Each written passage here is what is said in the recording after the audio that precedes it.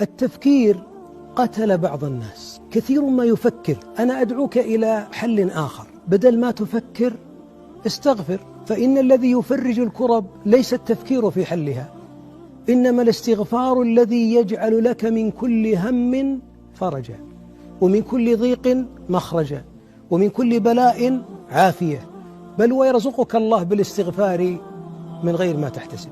التفكير ما الذي حل من مشاكلنا. أحيانا التفكير في دوائر مغلقة، تفكير في الحل ممكن في الممكن، لكن التفكير بآلام كل ما أردناها تتعدل انقلبت عوجاء. الحل أن توقف التفكير السلبي هذا. قتلنا ساعات الأنس وأشغلنا أبنائنا بالتفكير في المستقبل، والمستقبل غيب، والغيب بيد الله. استغفر يجعل الله لك من الظلام نورا. اللهم إنا نستغفرك ونتوب إليك.